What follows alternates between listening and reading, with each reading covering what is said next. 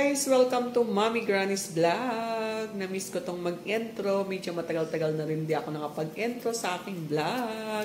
Ayan, welcome to Mommy Granny's Vlog. And before I start my video, please, kung hindi ka pa po nakapag-subscribe kay Mommy G, please subscribe. Hit all the notification bells so that you will be updated every my videos si Mommy G. And don't forget to like, share, and comments. Thank you so much. So, ayan guys, ang dami ko nang na-intro kasi baka ako wala pang nakapag-subscribe sa akin. So, ayan, for this video, magluluto po ako ng lunch. It's Sunday, pero hindi po ako maglulong live. Usually, pag Sunday, naglulong live ako. But today, hindi po. Ayan, nandiyan po yung lulutuin ko sa likod. Ayan guys, ayan. As you can see, meron po tayong ampalaya. And then, meron po tayong, ito, gizzard, balon-balunan sa Tagalog. So, mag-aadobo po si Mommy G ng gizzard, and then mag-ampalaya din tayo with eggs. With eggs tayo. So, ayan, let's start to cook. Until the end of this video, please watch my video. Thank you so much.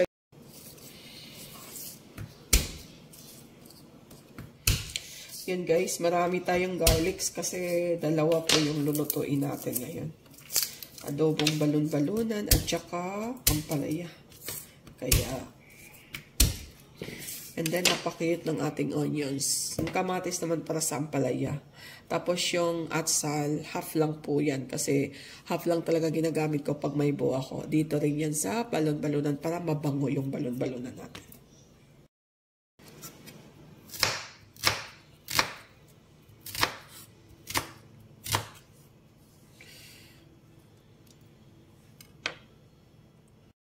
Ayan guys, malinis na yung ating ampalaya.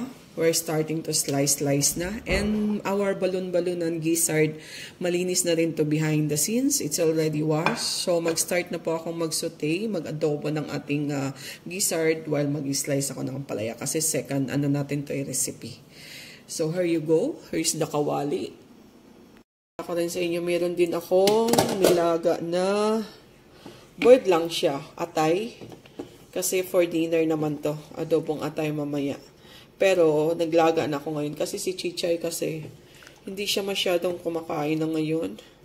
So sabi ni Kuya Raymart, maglaga daw ako ng atay and then isabay doon sa pagkain niya kasi mabango daw tong atay. But this is for dinner ha, preparation lang. Masyadong ng maraming ulam pagtanghali lahat yan. Yan guys. Nagpapainit na po tayo ng mantika.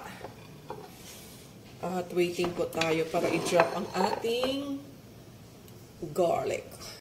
Guys, ayan guys, na-drop na natin yung ating garlic. Sunod na natin yung ating sibuyas.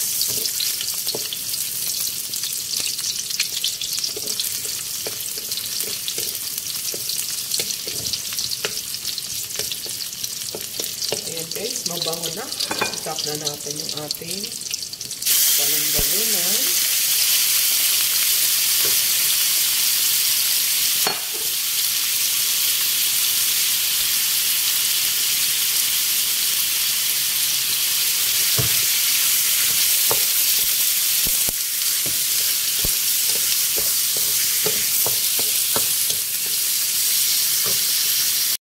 So, ayan guys, check natin. Bango na kaagad. Maglalagay na po tayo ng ating salt. Ayan. Of course, ang ating pepper. Pag may salt, may pepper. And then guys, gumagamit lang ako ngayon ng Ajinomoto kasi doon sa dialysis center, mas okay daw itong gamitin kung may pasyente kang dialysis kaysa pag magic sarap or sa cubes kasi kapanahonan daw talaga to dati na hindi naman nadadaya yung mga lolo't lola daw. So, syempre nakikinig din tayo. So, ex na ako sa cubes at saka sa magic sarap. Ito na pong pampalasa. Nagdalagay na po ako ng 5 drops. Ayan. And then, satay-satay lang natin. Simple adobo lang naman siya. Mamaya ko na ilalagay ang soy sauce. Gusto ko muna malasahan ang salt and pepper at saka Ajinomoto dito. Hanggang mag-oily-oily na po talaga siya. Actually, mag-oily-oily na siya. Yan. Checking tayo ulit. Ang bango nito nito. Maglalagay na po tayo ng soy sauce. Pangpakulay lang kasi pag adobo talaga, meron talaga pangpakulay kasi naglagay po tayo ng salt. And then, para mas malasa, maglalagay rin ako ng mamasitas na oyster sauce. Kunti lang para pangkalapot. There we go. Ayan. Simple lang yung adobo natin. Dito na kayo. Pero masarap. Diba?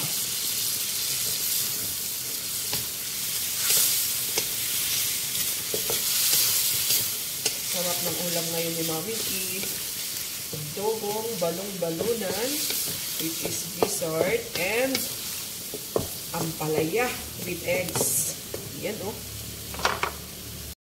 Maglalagay tayo ng water kasi syempre hindi pa naman yung naluluto ang ating balon-balonan sa soy sauce lang at saka sa oyster sauce. Talagang matututuyuan po yan. Yan, naglalagay po tayo ng water.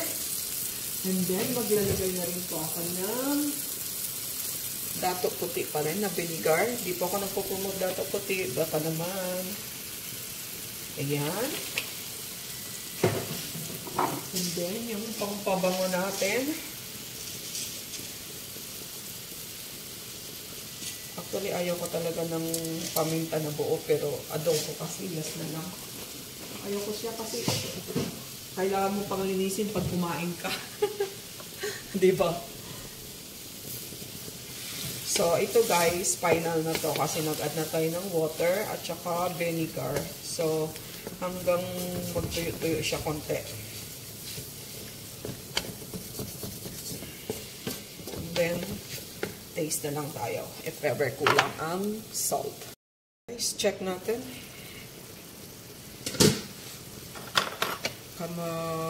Tuyuan naman tayo sa sabaw. Masarap din kahit pa paano may sabaw.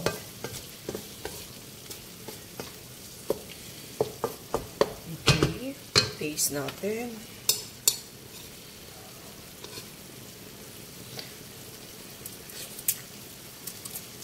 Sarap.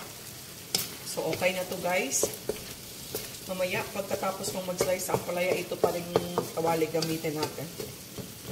So, that is done. Ayan guys, patapos na tayo sa ampalaya. Susunod na po siya sa ating adobo.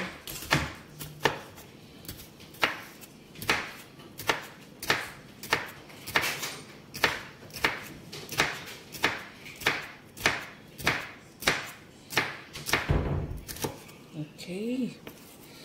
Isa na lang. This is it. This is it. Ayan guys. Diba? May sabaw.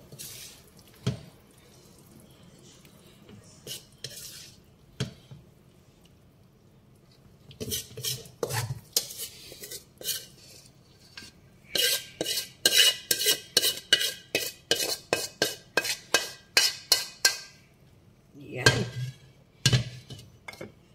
Good luck sa lunch ni Mami Chi. Bango. Guys, ready for our ampalaya. Yan pa rin ginamit natin na kawali. Hindi na natin hinugasan kasi masarap yung adobong gizzard. Drop tayo ng mantika. Yan, oh. And then, lunch na. Guys, na-drop na po natin yung ating garlic. Medyo marami akong mantika, guys. Kasi gusto ko sa ampalaya yung may mantika. Ayaw ko yung tuyo-tuyo. Drop na natin ang ating sibuyas. Tuloy na natin ang ating kamatis.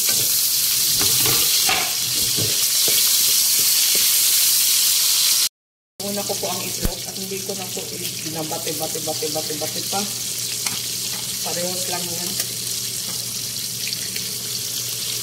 Pwede pang presentation pero usually pareho lang yan. Dito mo na lang ibate together with your onions, garlic, and tomato. Masarap pa. Diba? Guys, ready for drop ng ating ampalaya. Okay. Yan. Ang ating ampalaya. Oo, diba? Sa ampalaya pa naman, di dapat laging nakasute kasi papait daw. Sabi nila. And gusto ko sa ampalaya, tuyo-tuyo din. Kaya ko yung may sabaw. Okay. Siyempre, pangpalasa. Sino mo ito? 1, 2, 3, 4, 5. Add tayo ng paminta. Pangpalasa din at pang spicy. And siyempre, ang ating salt to taste na laging kasama sa paminta. Ayan. Okay. Hayaan muna natin to. Mga ilang minuto lang.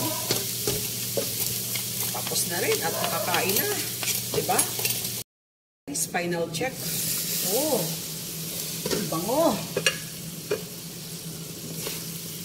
Ayan guys. Ayan. Ito yung gusto ko. Kasi magtutubig talaga ang ampalaya pag galing sa ref. Not unless kung fresh. So, no need to add talaga water hanggang maluto siya. And then, tuyo pa rin. Tingnan nyo. Kasi ayoko yung nagtutubig na ampalaya. And, tikim tayo. Dito na lang tayo titikim. Perfect. Sarap. Okay, this is done. This is done. Iwan natin mga ilang minuto. And then, pwede na ihain. Guys, ready for lunch na talaga. Ready for lunch na tayo. Ayan. Buhos na natin ito.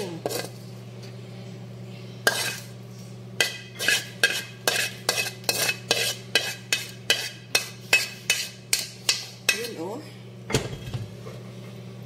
Diba? Sarap. Ang sarap niya, guys. Ang sarap. Ayun, oh. Ayan. Ayan. So, kainan na.